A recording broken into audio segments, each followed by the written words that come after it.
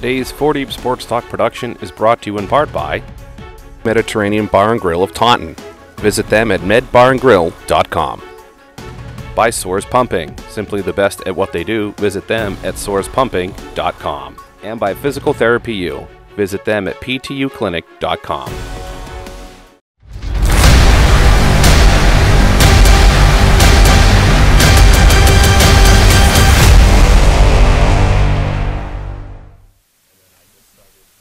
Doing them, and I was doing them on and off for a couple of years. I was only doing football and only girls basketball because we had someone who boys basketball. And then when we had the new access coordinator that came in at the start of last school year, that was around, he came in 2016, but to give him the year, we didn't announce any games. So beginning in the fall of 2017 is when that started. We really started to pick up and do last year was actually when Tom, you could talk about that, that's when we started coming in with help out as well. My name is Tom Cabral. I graduated from Case 1979 with Tyler's mom. My mother, right. I used to babysit him as a kid. No, I'm not kidding. That's a disclaimer. That did not happen. At least his mother didn't know about it. Anyway, when I was a student at Case, I announced the basketball games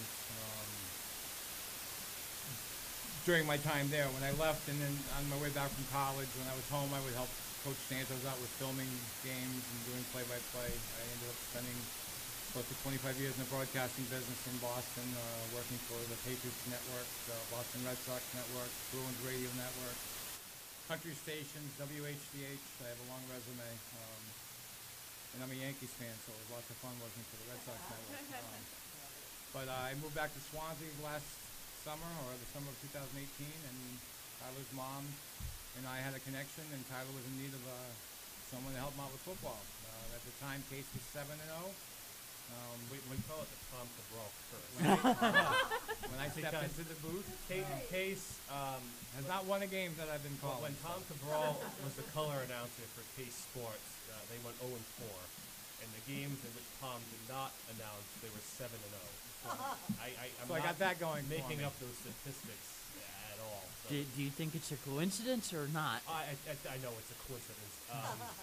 I can go in if you want later on to those. Well, I have a different method on it. Since the Red Sox won the World Series last year, the curse has been reversed. It's been thrown back on the Yankee fans, so that's why. But things will be corrected this year. But I look forward to, barring something unforeseen, Tom and I will be doing football games again in the fall. So hopefully they can win at least one of those games that we get to break that curse with Tom Cabral. And that's not something that I made up. I've actually had a couple people approach me and say, so what's this Tom Cabral curse I've heard of when Case loses every game that he does? So.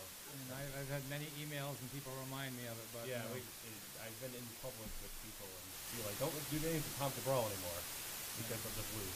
So, like I said, I have that going for me, but I have a good time with Tyler. He does a great job. It's fun being back in Swansea, watching my alma mater play football. So I actually want to know, do you guys play any sports, and if so, like what sport? I actually played baseball for several years, from when I was about 4 until I was 16, 17, that area.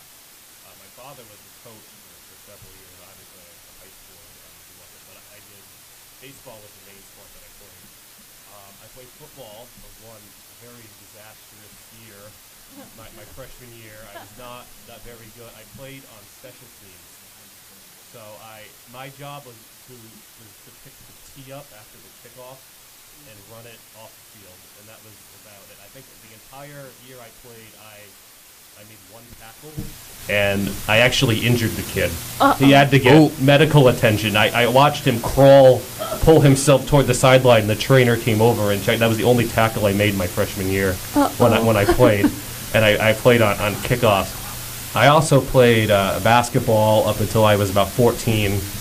I don't think I was really that great. I was just really tall, so that's what I had a bit of an advantage. But it was mostly baseball. I never played soccer, which was a big thing that kids do. I never played it.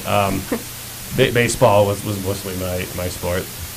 I'm old school. I mean, I played baseball, hockey, did track, football for Case. When I was a little kid, they used to have the Narragansett League. I'm going to age myself, but Case used to go up to the Boston Garden, and they used to have basketball tournaments. And like Tyler was saying, he used to run in and catch the tee, which I also did for Case football. But I was the towel boy for the basketball program when Coach Bob Gordon brought the team, and Case had won a couple of Narra championships. And quick story: one day they would play on the Garden's floor. Where they'd have the championships. And when we showed up, the Boston Celtics of Tommy Heinsohn Day was practicing, and JoJo White, and I got on the floor and I started shooting baskets with Tommy Heinsohn. I was like this 9-year-old little kid shooting baskets with Tommy Heinsohn. And one of the players called his mother and told him that he used the same toilet that Bobby Orr had used. That was a big highlight of the thing. But I actually think, I did do track my senior year only. I threw the javelin. I actually qualified for the South Coast regionals with it. I didn't go on to states, but at least I made it that far. I don't know if you want to, track and field is really considered not really a team sport. I did that my senior year as well, but I don't have stories involving toilets like Tom does, so it's unfortunate. So I've got a lot more toilet stories, but we don't have enough time. So, So what got you into broadcasting? Why? Why are you doing this? So I said I never expected that I would. Yeah. I just did it because when I was doing the games a couple years ago, there was nothing. It was just silence, and whatever that action going on, you could hear like the squeaking of shoes and the yelling of spectators and coaches, but it was just silent. I'm like, well, no one else is really lining up to do this, so I may as well give this a try. And that's when I started to do it. Was just mostly because there was no one else wanted to step up, and then still I haven't really been. It's been put in every year. If a student wants it and no one wants to do it, so I just keep doing it, and that's really what got me into it. It's just for years. I said before I would play Madden and like other sports games, and I would like naturally just announce over what was going on, so I kind of got used to it, and also being the cameraman for the old announcer, just got used to the introductions and how to call the game and everything, and it kind of just stuck. And it's certainly not easy to be the sports announcer for the days, because there's action going on all the time, especially in basketball with this constant movement. But I always I have a small Powerade with me, but I always end up bringing like 2 big ones with me when I do games, because it just takes so much to talk, and I just keep doing it because I've been told I'm good at it, and I like it. So that's mostly why I get into it. You are. You've got a voice for it. And Lucy, you've actually been the cameraman for a couple of the games that I've. That's the reason that I'm sitting here right now, because you actually asked me after a basketball game if I could come on the show to talk about it, and then I told Tom about it. So that's why we're both here. There's a lot of homework that goes into being a broadcaster. And a lot of that, I'll attribute that to Tom. So why don't you educate us on that? So what does it take to... I'm the play-by-play, so I just say what's going on during the game. Tom for football is the color announcer, so he'll kind of like add into things I say, but he also did a lot of research to prepare, so he kind of had an idea about the statistics for the team they were facing and their record, and went as far as to determine like how much their yardage that they've accumulated over the years and points per game and things like that. To add to his broadcast, because he's doing a great job of play-by-play of what's happening in front of you. You've got to highlight a tackle made by Joe Schmo over here, and you got to give him some background.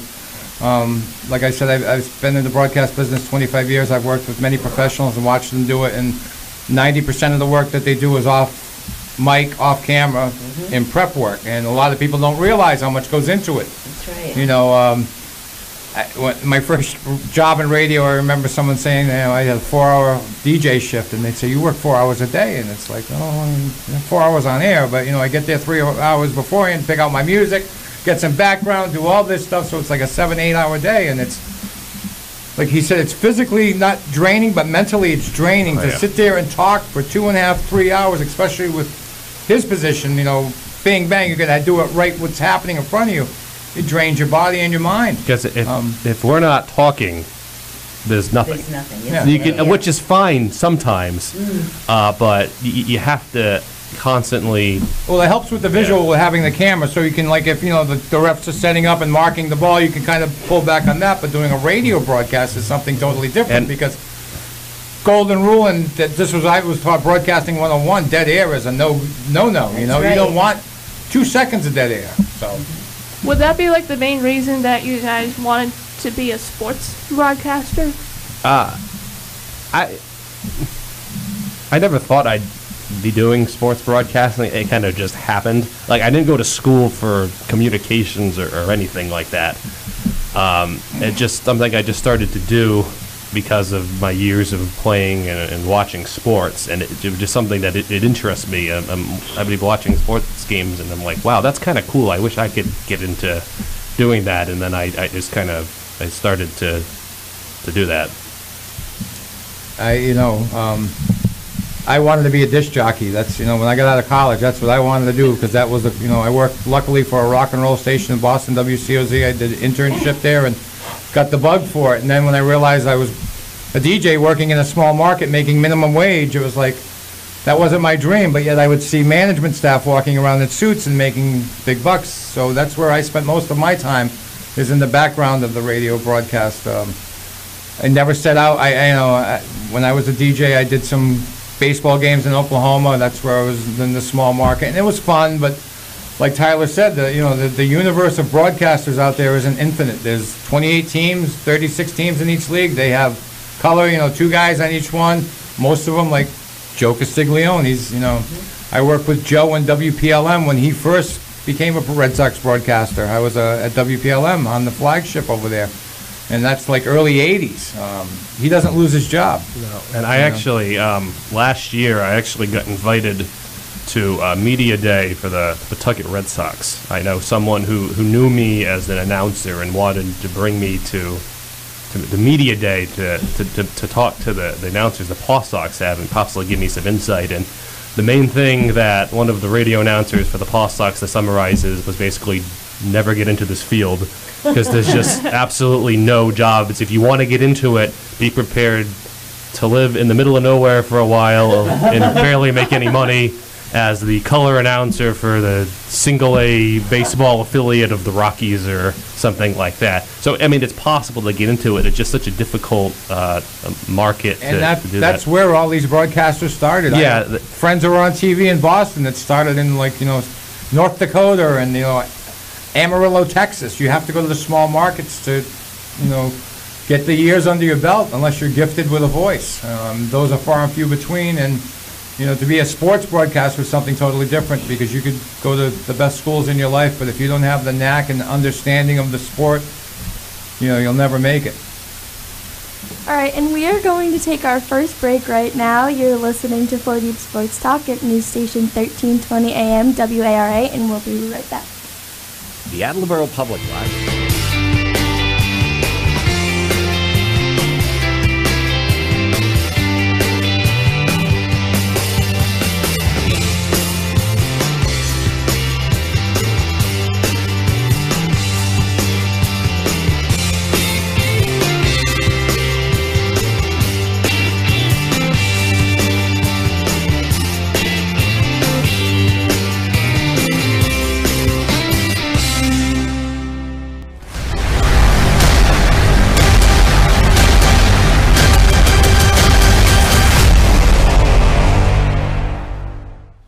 Four Deep Sports Talk production is brought to you in part by Mediterranean Bar and Grill of Taunton. Visit them at medbarandgrill.com. By Soares Pumping, simply the best at what they do. Visit them at soarespumping.com. And by Physical Therapy U. Visit them at ptuclinic.com.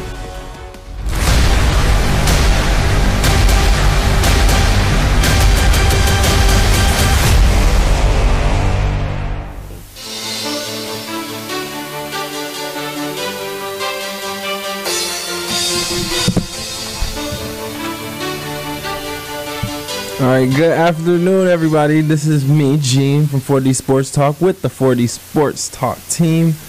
We're showcasing Mr. Tyler Clark and Tom Cabral from Case Sports High School, or Swansea Cable Access.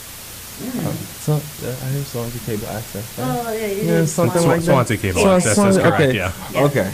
You got that right. I mean, you guys did end it out right on like a good point with the whole fact of like trying to get into like the broadcasting business. What can you tell a person that's in my predicament, even though that you didn't go to school and you did? What can you tell somebody that's very hungry in this broadcasting business to actually get their feet wet? Because all I've been hearing is that I'm too young, and I feel like I'm getting old. I got lucky when I transferred to Boston. I got an internship at WCOZ, which at the time was the #1 rock and roll station in America. They had banner ratings. I'm not going to get into the logo that they used on air, but it was very controversial. But it got listeners, and they broke records for rock and roll. I worked for free there for almost a year and a half. I mean, they'd give me, a dinner card, or I'd get tickets to a Red Sox game, but, there was no pay involved. So if you really love this and you really want to make this your career, you got to get a second job, because you got to pay your dues in this business. Like I said earlier, unless you're gifted and have a golden voice that'll turn a program on its head, which very rarely happens. Oh, wow. Hey, everybody, I'll tell you what, when I went to broadcasting, when I went to school for broadcasting, there was the typical American accent was the Midwest accent like Johnny Carson had. No dialect, you pronounced everything. Now you hear people on the air today that use all kinds of colloquialisms, all kinds of accents. There's no broadcasting anymore, it's just talking. Talking, yeah. So that's how the business has changed a lot.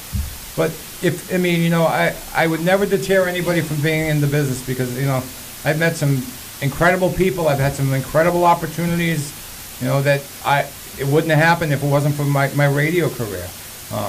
So, go for it if you love it, but be prepared to work for free for some time.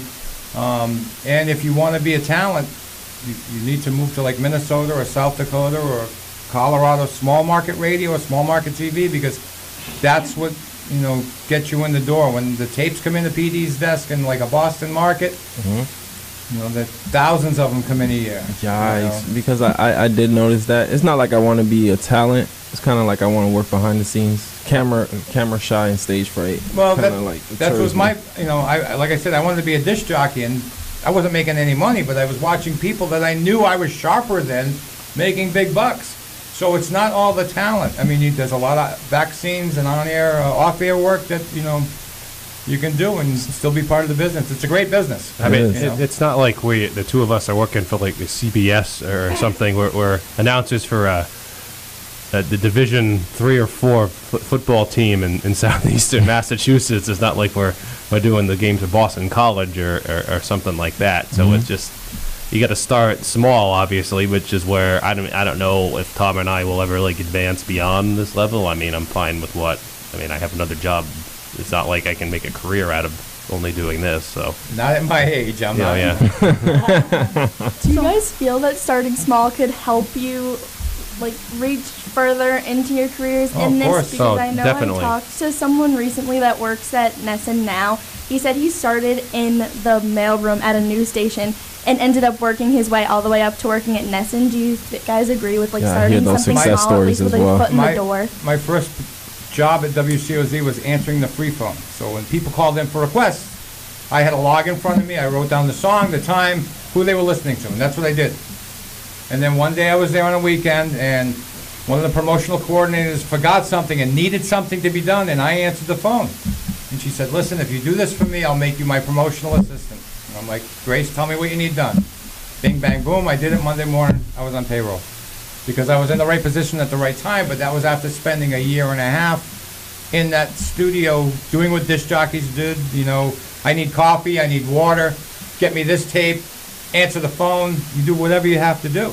Yeah, Being in that area. You kind of have to work your way up to it. You can't just suddenly say, I want to be I'm entitled. the play-by-play announcer for the Red Sox. It's Get not out of gonna here, happen Dave right O'Brien. away. This is no, you have to work up to it. And also, if you start small, you kind of get a feel for it. You don't want to just, the first game you ever do, you just throw it into the middle of an MLB game, because then people are going to notice when you're making mistakes, because the whole point of it is you make mistakes. and you gotta work up to it. So the smaller you start, the more experience you get, and then you can eventually, hopefully, perhaps work your way up the ladder. And I said this to Tyler when I started. You know, you might think you're in small market, like we're doing this small Swansea cable access case football games, but you never know who's going to listen. You never, especially with the internet today, you never know who's going to listen. So someone who's out there, and you know, I've had friends in the radio business that have told me that a PD flew into town and they heard him on a small little AM daytimer station. Next thing you know, boom, they're in the Los Angeles market. That's how things happen. So if someone catches your ear, say, hey, that kid might have some talent. Let's see what it is. But you got to pay your dues in this business. And like Tyler said, there's your first job isn't going to be doing play-by-play with Joe Castiglione and Lou Merloni and the Boston Red Sox crew. It's probably going to be doing Everybody starts somewhere. Right. Absolutely, completely agree. And just so everybody knows, this show is streaming live. Yep. Throughout YouTube. It's everywhere. YouTube. It's on YouTube. But in armedforces.org. So the reach is incredible. Yeah. We get a lot of viewers, 3,000, 4,000 viewers. Well, thank you to all our servicemen out there for your service. And appreciate you listening. Going off of that, like, how is your social presence? Like, I don't know if you guys have like Instagram, Facebook, or Twitter. I'm asking the wrong crowd, but how is it? How I have important is Facebook and I have Twitter, but it's not to promote. to promote? Okay. No, What about for you, Tyler? We've had, I haven't had that many people come up to me like, you're the announcer. That's never really happened. There was actually a basketball game I was doing last year, case against Old Rochester, and after the game I had actually a group of Old Rochester parents come over to myself and Josh, he's not here right now, but he's the color announcer for basketball, and they said, you guys are awesome. We want you to do our playoff games for us, because that Old Rochester team I think was undefeated, so they were just steamrolling everybody. To summarize, we didn't, because they didn't really have the budget or anything to do live games. But I've had a couple people, like I was in line at Dunkin' Donuts, I think it was the last weekend or the weekend before, and I'm just standing in line, and suddenly behind me here, you're the guy with cable access, right? And I turn around, I have no idea who this kid was. And he says, yeah, I'm on the football team. I've watched all the games that I didn't even know that you guys were doing the games for a while, but I go back with, you're really good. I hope you know that. And I'm like, oh, well, thank you. I've had parents come up to us too after the games, and that's basically the only interaction we have, and just thank us. And you make the games very watchable when we go back, and they're put on the air. They're all put on YouTube. Anything. I've only had people throw things at me because Case hasn't won any of the games. Yeah, Tom doesn't have. So I get the dodge thing, going. I actually had parents from. We played one of the games that you did. We played Millis, which isn't usually a team that we play.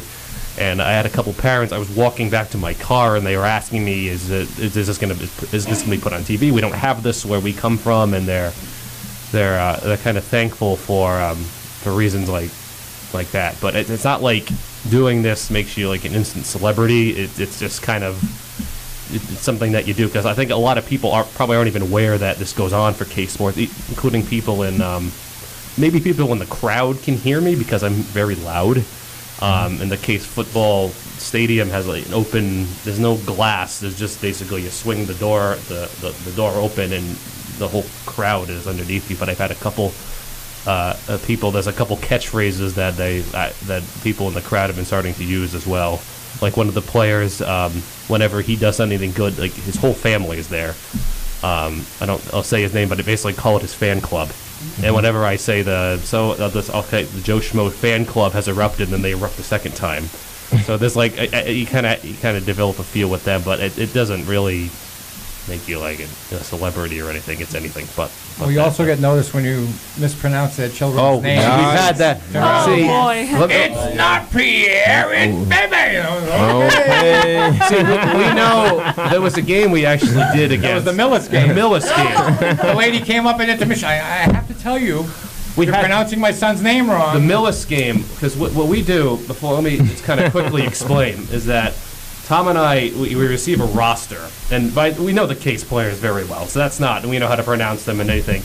But the other team we've never really seen before. So before the game, I run through the whole roster, and I go with him, and we say, do you think this is how we pronounce the name?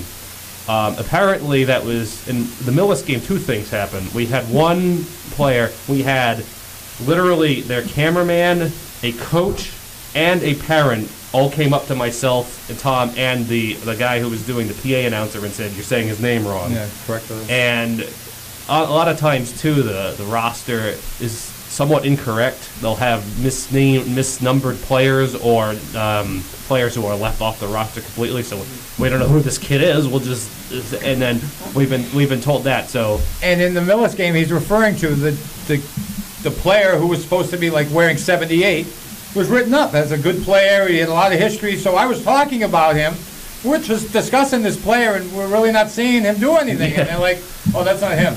Yeah, he's standing on the sideline. He's standing on the sideline and crutches. Someone else is wearing his uniform. Such a good player. He's not playing. But, yeah. So in football, at least in baseball, you can see it's a different person, but they have the helmets on the ear. They all look the same. Okay, you figure that's John Smith, number 78. Oh no, he's got crutches. Someone else is wearing his shirt. You're going by what they're telling you, and sometimes exactly that's all you can do. We don't have anything to go by. I mean, we'll look up before, but most of the time, the roster that we find online matches what they give you. So we're just literally going by the roster, and sometimes if we make mistakes happen, and we obviously will correct it each time we make an error. So. And in defense of the schools, I've called some of the opponents in case they've been playing for the games I've been doing, seeing if they have a media contact sheet or any information on their players, and they don't. Because they don't think of it. They're oh, that's a really good idea, but we don't do that. Right. And it's okay, because, again, Swansea is fortunate to have the support of the cable program that wants to broadcast the games. Old Rochester doesn't. Yeah, exactly. And it was the Old Rochester athletic director who thought that it was a great idea that you would do it this year, but it's never come their way. So, fortunately in Swansea, they have a program that supports the cable access and the sports program. And other programs in the town, too. All right, it's time for our next break. You are watching and listening to 4 Deep Sports. One more question. At 1320 AM WARA. Hartman. And we'll be right back. Is that the question? Who's your favorite Friends South of the Park Talk character? Public Library will host a talk.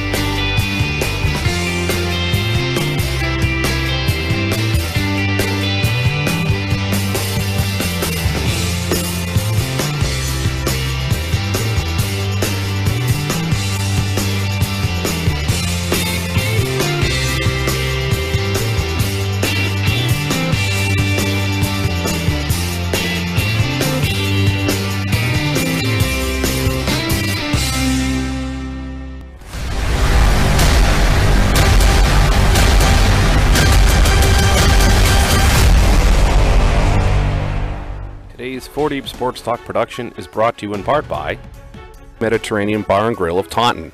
Visit them at medbarandgrill.com. By Soares Pumping, simply the best at what they do. Visit them at soarespumping.com. And by Physical Therapy U. Visit them at ptuclinic.com.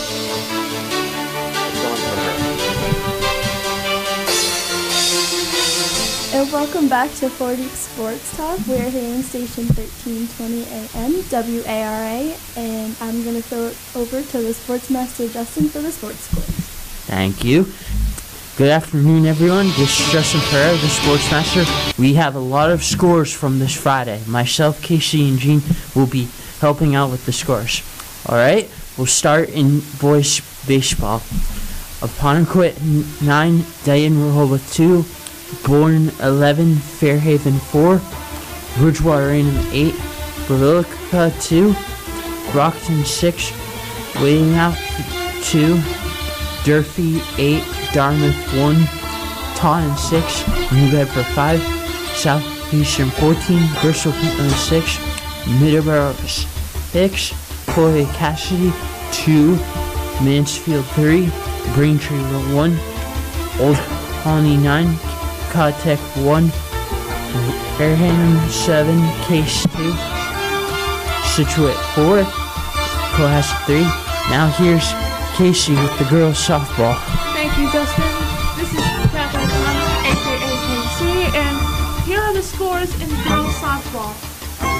Dighton Rehoboth over Apponequet 9-3. Dedham over Bellingham 3-2.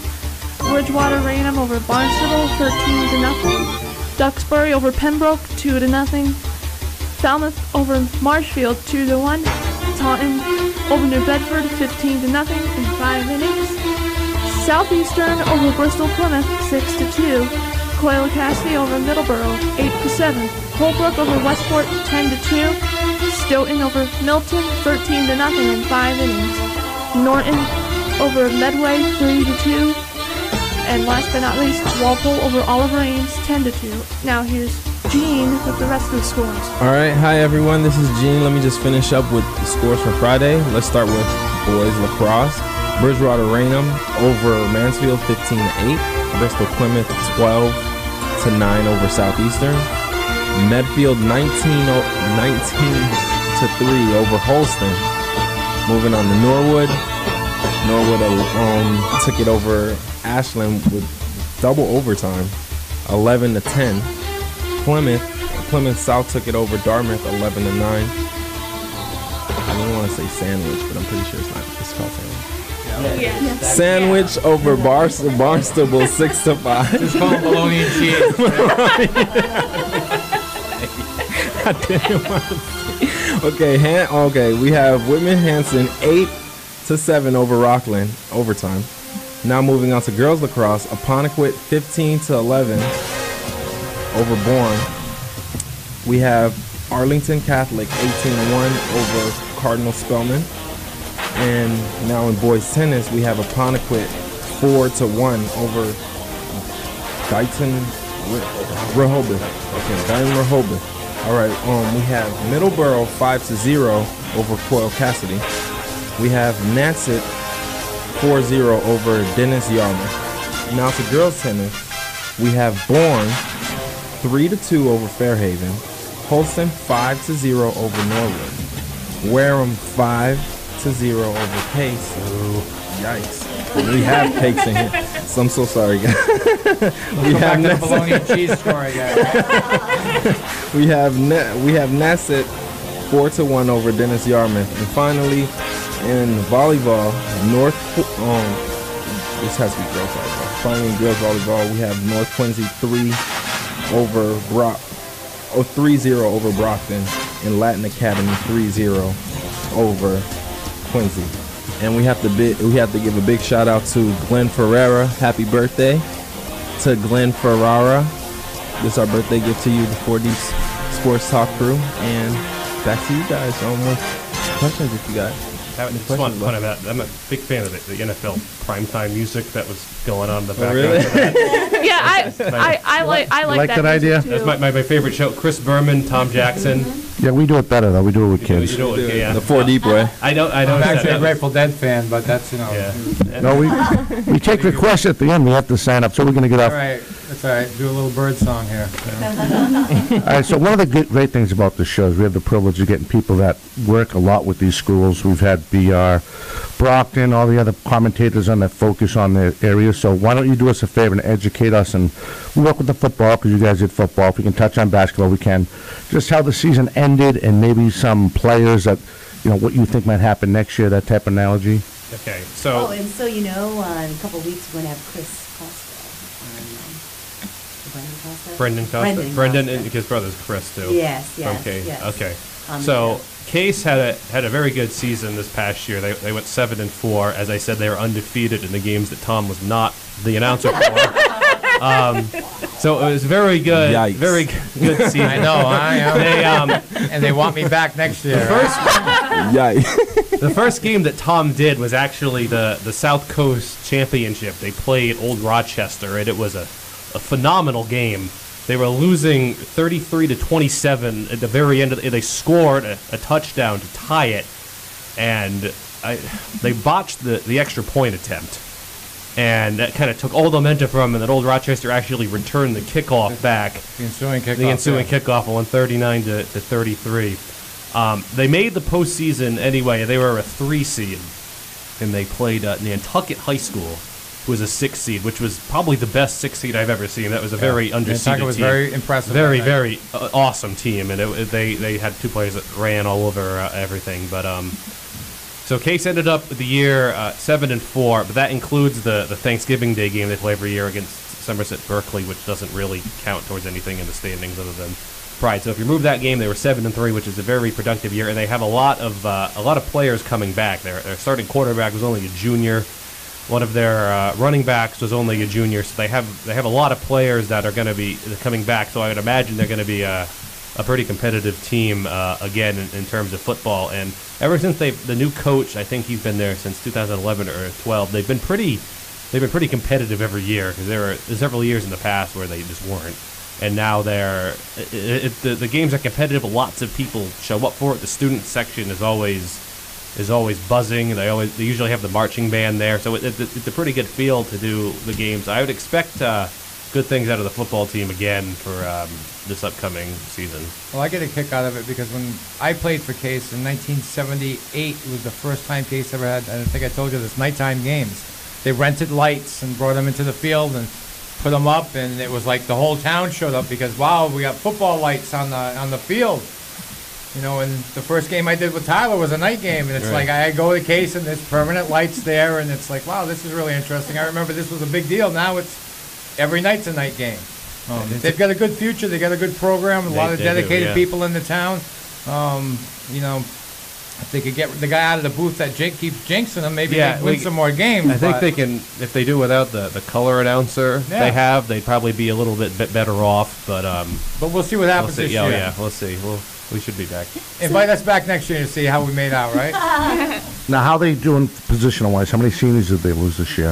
Well, I didn't know I was going to be interrogated with facts. Wow. Probably, if I had to fake guess, news, around 10. That's fine. Whatever you. I mean, I had to say between. I'm trying to think just quickly. Maybe about 8. Yeah. That was actually one of the games we did this year was against Millis. How many seniors did they? Yeah, Millis had lost. They were like pretty much lost their entire team. 18 to 20, but they had won 2 previous Super Bowls, and then the whole program just went back to square one, which happens because of the graduation process. And so I expect that they lost some seniors, but that's kind of expected. But they have other players coming up that, like, their quarterback's going to be a senior, so I'm sure he'll have a phenomenal. Their top wide receiver is going to be a senior. They'll have a running back who's going to be a senior, I think. So they're going to definitely be a competitive team again. That's for sure. One of the downfalls that I've noticed, and watching the Thanksgiving game, especially when I was there, it was just Somerset that played Case. Now they've got Somerset Berkeley, so they've got 2 towns to choose from. Right. Mattapoisett, is another one that pulls from different towns. There's, Swansea's Swansea. The kids from Swansea play for Case. Case is only one of the local area high schools that only pulls from one town. Old Rochester is 3. New Bedford Vogue can pull from several towns. But, I mean, we're on the same level as Seekonk, Fairhaven, Bourne, all these schools that just pull from one town. When you're facing these regional schools, you have a lot bigger selection of students. It's not an excuse, but it's the talent pool, it's naturally bigger for the schools that pull from the 3 or 4 different towns. Right. I hadn't seen a Case football game this year until, like, Thanksgiving 5-6 years ago. I lived in Boston, but coming down and seeing the program and seeing the enthusiasm between the crowd and the student bases and the coaches, talking to them, it's got a bright future. The program definitely a lot of spirit there. Yeah, a lot of support also from Case. Case has always had a lot of spirit, but it's just good to see that in the age of the internet and the cell phones, and people are still coming out to watch high school football games on a Friday night. It's a nice thing.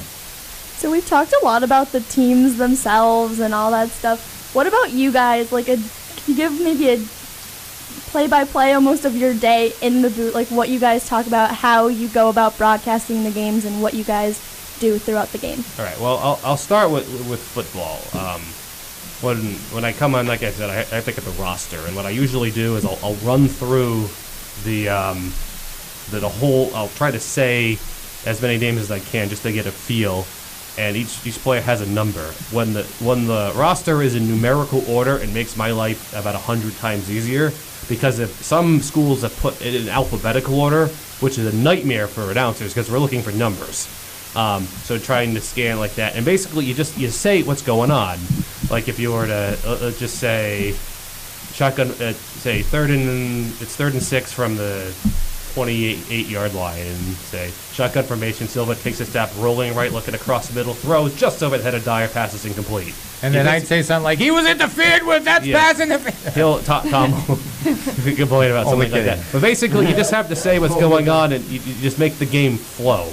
And it's a lot of work because you got to talk, and we talk. Basketball is a little worse than football. Football, we take a break at the end of every quarter. If there's a timeout, we keep going. The only time that we actually take a break is if there's an injury timeout, because we don't like to show the injuries on the field. And we actually had a situation against one of the games in this year where they had to bring an ambulance on the field because one of the players was seriously injured. So we just keep going the whole time. Basketball is, I'm not going to say it's easier, because football, at least, there's a play happening, the play is over.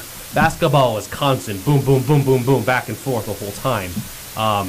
But there's only 5 players on each team at a time, so it's easy to keep track of everybody. And you're a little closer to basketball than you are for football because we're sitting up in the bleachers for that.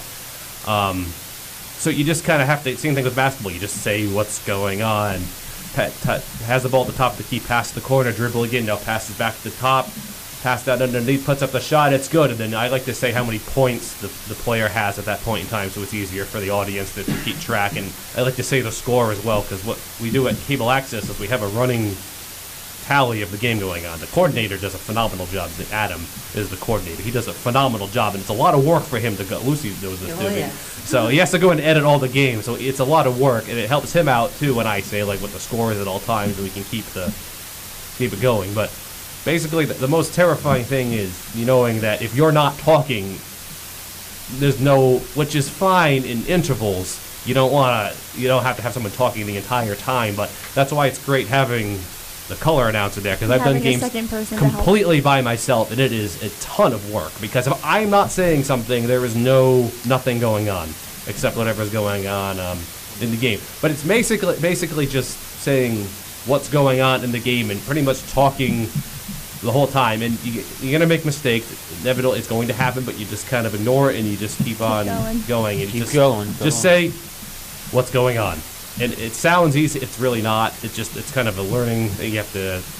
Well, in a professional setting, if like you were doing the Red Sox, you would have spotters in the booth with you too that will be taking notes and handing them to you, so you're not just concentrating on the game, or you can just concentrate in the game. You don't have to worry about all the other aspects of it because there are other people in the support staff. That's something too that we have to deal with, is given the fact that it's so low down in this level of high school football, is that we sit up there, we have a clip-on mic, that's it, and we have the PA announcer is up there, the spotter for the PA announcer is up there, we have the coaches are up like this. There's 2 floors of the press box, and the coaches. So you have the coach all ticked off, and he's stomping his feet, and it shakes the whole booth, and you can hear him. And they're filming their plays for their team. And Case is filming their team, and so there's a lot of activity in the booth.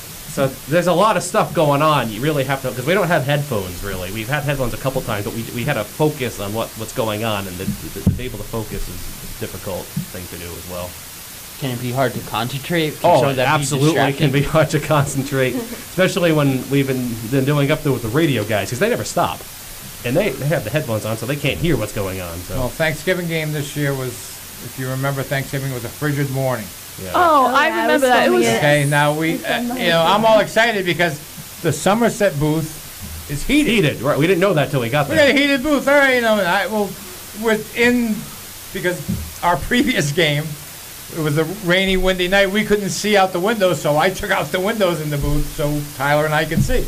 But we were going to the game, and their scoreboard guy who was running the scoreboard was on a Wi-Fi, and the signal couldn't get through the window, so he had to open the window on Thanksgiving morning. So instead of Tyler and I being there, 0 degrees, by the way. Yeah, so with a wind chill dealing with the cold. We're freezing cold, and we're trying to announce the game going on. And the window's right in front of us. There's a lot of distractions going on. Yeah. All right, we're going to take our last break. You are listening in, watching 4 Deep Sports Talk here on the news station, 1320 AM WARA, and online, all one word, 4deepsportstalk.com. We are highlighting Swansea High School sports. We'll be back with more right after this.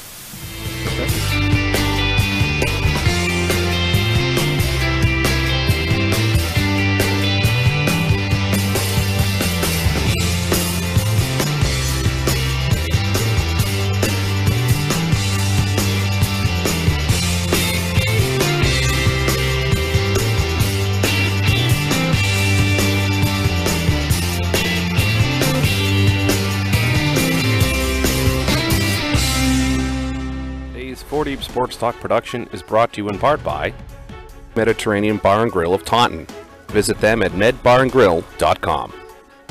By Soares Pumping, simply the best at what they do. Visit them at soarespumping.com. And by Physical Therapy U. Visit them at ptuclinic.com.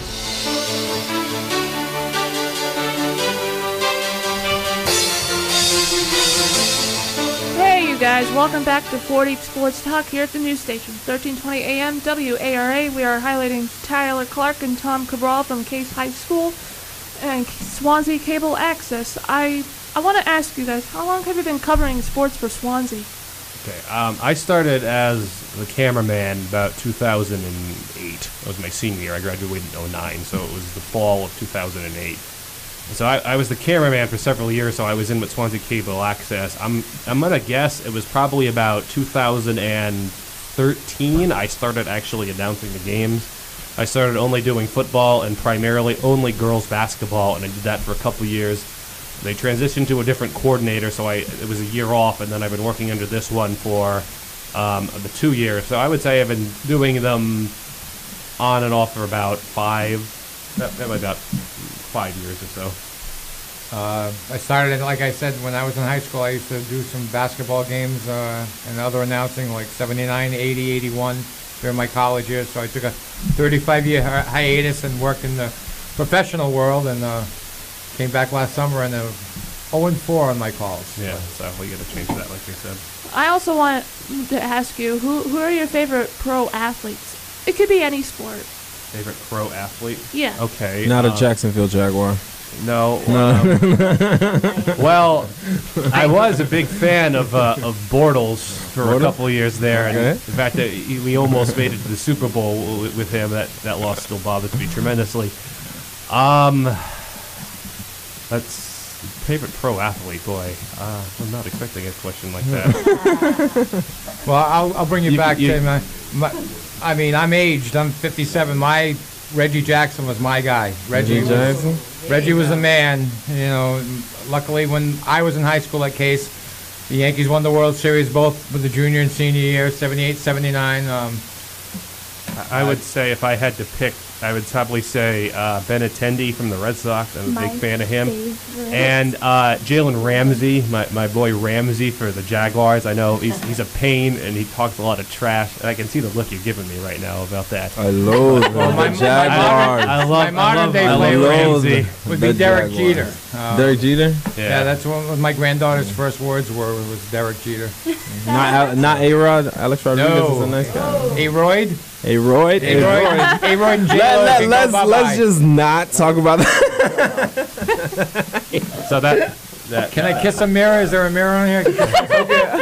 Besides the Tom Cabral curse, like, how are you planning to make all your challenges a success this year for Case High School? Well, what I do is all the games are aired on YouTube afterward. So what I do is I actually go back and watch every game. Mm-hmm. Then I learn. I mean, I go on the workout bike or something, basketball, football, and I just go back and I'm not watching the game. I know the outcome. I'm listening to myself.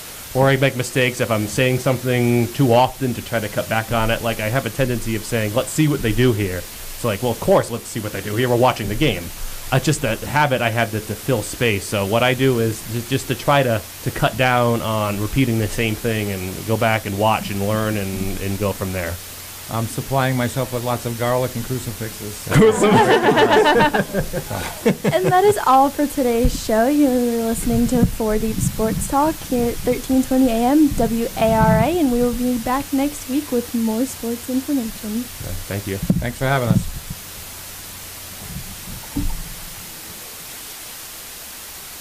Today's 4 Deep Sports Talk production is brought to you in part by Mediterranean Bar and Grill of Taunton. Visit them at medbarandgrill.com. By Soares Pumping, simply the best at what they do. Visit them at soarespumping.com. And by Physical Therapy U. Visit them at ptuclinic.com.